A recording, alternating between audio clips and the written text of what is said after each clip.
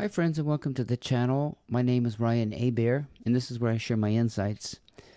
And today I'm talking about the best way to make a change. If you're looking to transform something in your life and you're having difficulty and you're feeling stuck, I have some practical tips that might help instigate momentum towards the transformations you're looking for. So stick around and I'll try to make it as easy as possible.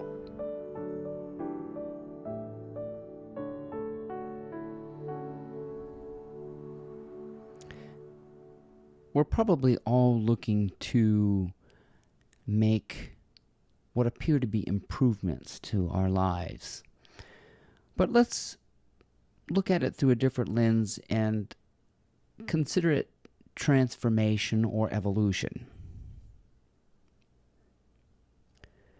And when we consider the word evolve, the first four letters of that word are E-V-O-L.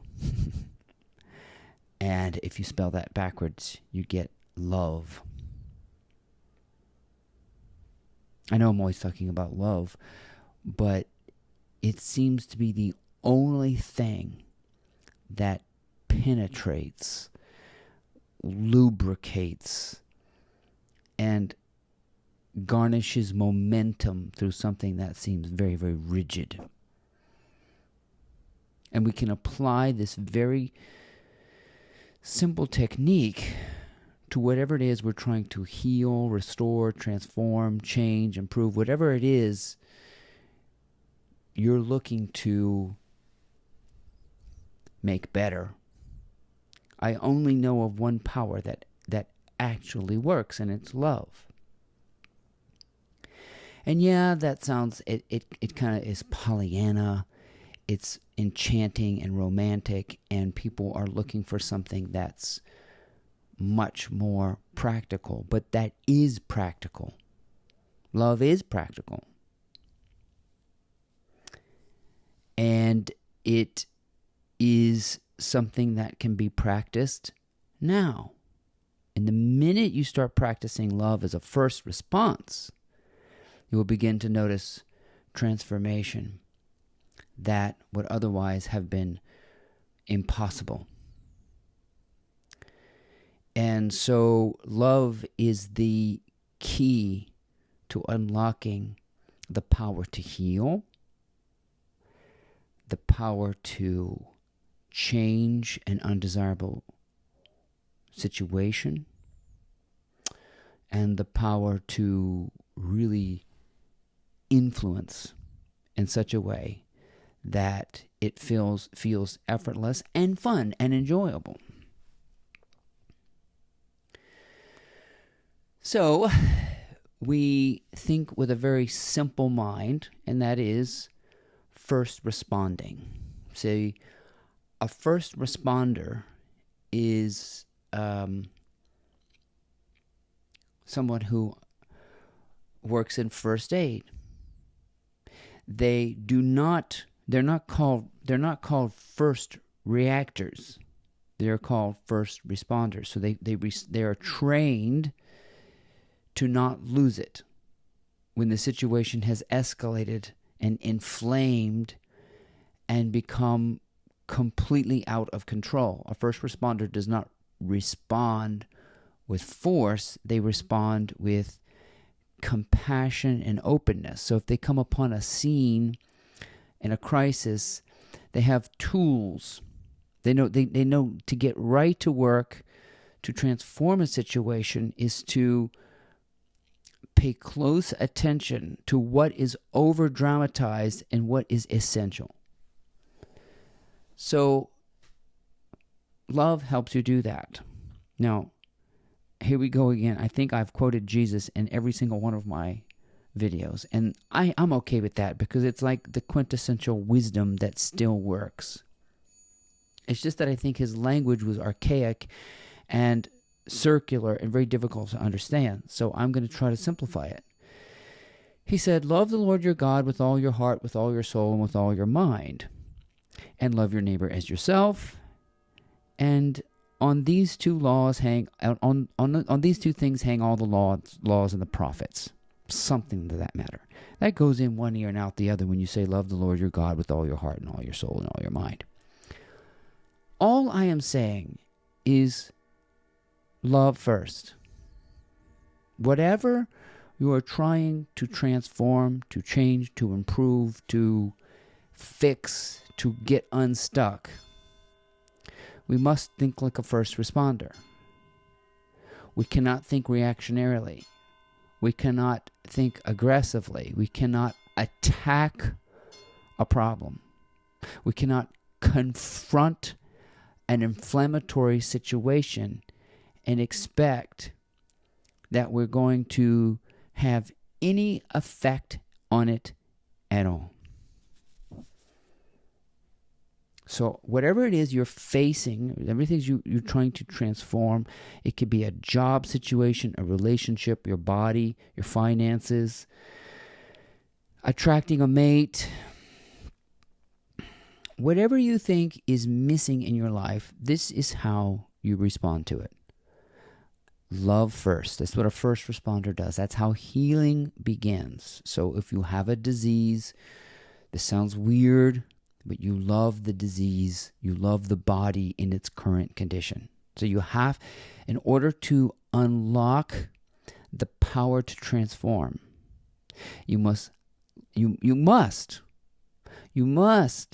love the condition of whatever is currently there. Okay. So I'm going to give you some examples of how I have found this to be of great success in my life. That doesn't mean it works universally. If you've been watching my channel, I'm just sharing my insights. This is what I've learned about myself, and I don't know if you can apply this universally. It might not work, but it's worth a try because I have found success in it. I've wanted a muscular, lean, athletic physique for as long as I can remember. But my body would not respond to weightlifting, cardiovascular. It would poop out on me. It was, I'm 50 years old, and I would just I couldn't increase weights without there being a lot of pain. I couldn't do vigorous exercise without just collapsing. My body wouldn't respond to it. It would not respond to force. Okay? Because I hated my body. I abused my body. I didn't love it. I didn't nurse it to health. I condemned it. I thought it was I called my body, I called myself, I had a dad bod. Isn't that terrible? In my mind, I had a dad body. I also called myself skinny fat. So those names and those ways that we look at our bodies, you cannot hate your body to success. You can love your body to success. So, what if you found a stray dog? For those of you who are animal lovers like me, let's say you found a stray dog that was overweight. It was just blubbery and fat, roly-poly kind of thing, and could hardly breathe. It walked to you and you found it. Nobody knew what was wrong. You had to pick it up, heavy old thing. Fur matted everywhere, sores on its body, blubber and wrinkles. In order to restore that dog's health, you would have to love her as she is in her current condition. Okay. Yes, she's fat. She cannot walk very far. She's out of breath. She wants to eat hamburgers and hot dogs all the time because that's what her previous abusive owners did to her. Out of love. Okay? But we know not to feed a dog that much. In our hearts, when we watch those YouTube videos of these overweight dogs whose owners just let them eat whatever, our hearts are very compassionate towards them. So when you look at your body, you must be compassionate with the creature that has done this to himself or herself. And it took me a long time to look at my body and not go, ugh, you know, that feeling of, you ugly suit. It was like, you ugly thing, you have to treat your body, if you, this is just one way of transformation. You have to treat your body like an abused entity. You have to respond to compassion. Okay, you've done this to yourself. You've overfed yourself. You didn't know anything. So you'll have to look at your body from the second person, not the first person perspective, which is you're looking at it too intimately.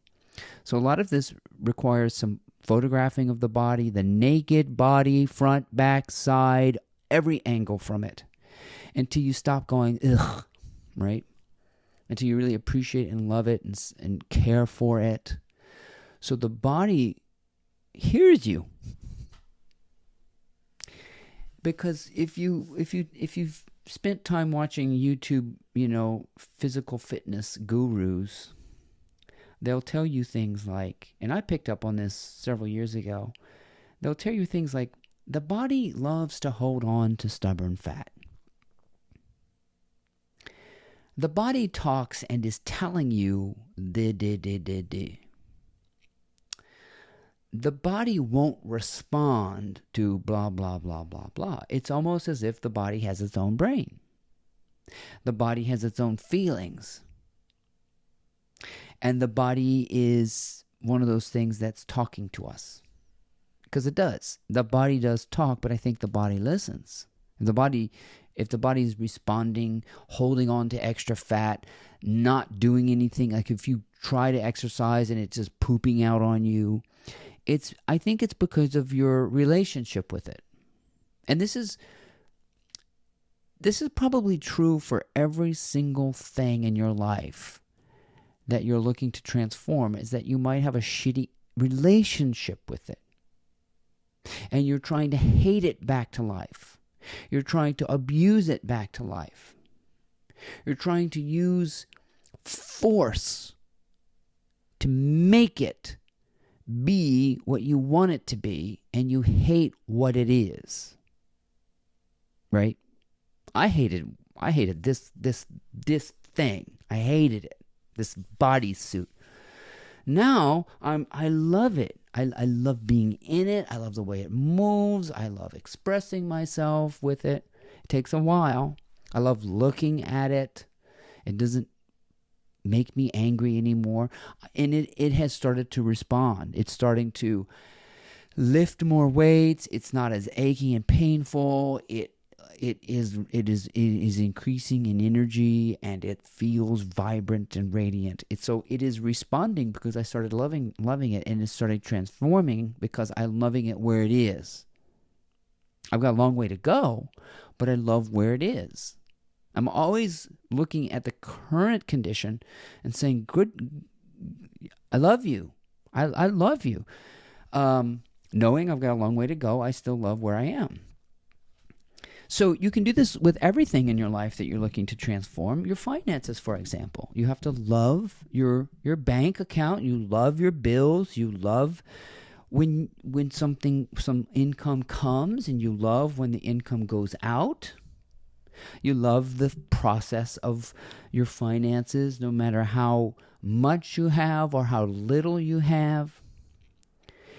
A lot of the reason why things won't move in your life is most likely because it's listening. It's listening to the way you treat it. Now, see, we want lots and lots of money in the bank, but we abuse our bank accounts and say, I don't have anything. Always no money. So you're hating your way to wealth. You can't hate your way to wealth. You have to love your way to wealth.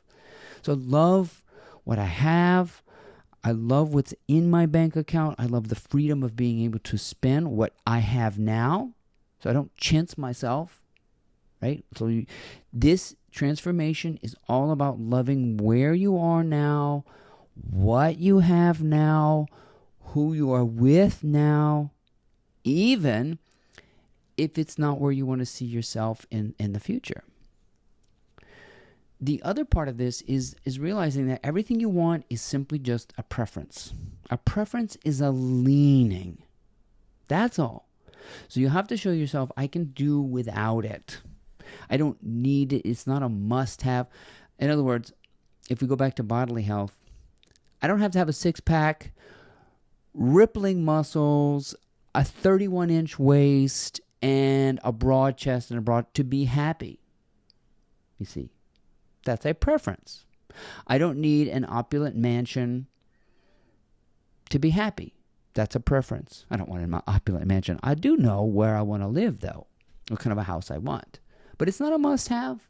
I love this current house. Now, let's say you want to transform a living situation. You got noisy roommates, and you can't afford to live alone, and your current situation, you hate it. Again, if you apply this model, you cannot hate your way to transformation. You're going to have to find a way to, first of all, accept that you can't change your situation. Number 2, learn to tolerate it peacefully. And number 3, learn to love it. If you can learn to love where you are, that love will begin to move mountains. Jesus said that those with a mustard seed worth of faith can move mountains, but faith is love. Faith is love. Hope is love. It's another face of it. It's just somehow extracting all the benefits, no matter how bad it seems. Okay, you got noisy roommates, but they are nice. They are nice most of the time. Or, I've got my own room, even though I'm living with some housemates. I have my own space. I'm grateful for that. So turning your attention to the benefits of your current situation will begin to transform reality, and the preference will start yielding to you. Okay? So hate and force and aggression can do some things. They can move in a certain direction, but it's very effortful.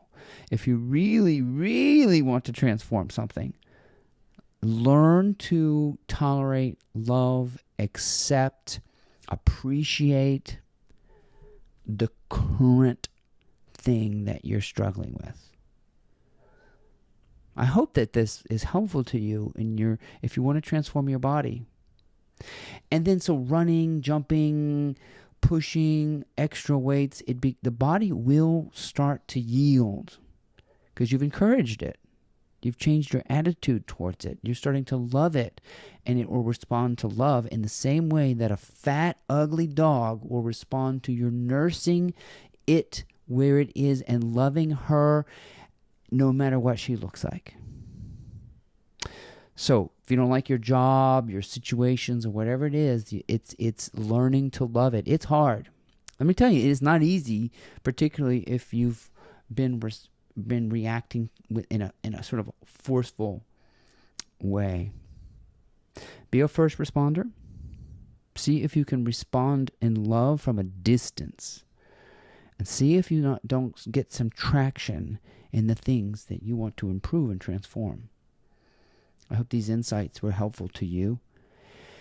And if you're interested in more of what I think about, and I encourage you to look at my blog, which is mymorningmotivator.com. Please sign up for daily emails and be part of my community. Thank you very much, and we'll see you next time.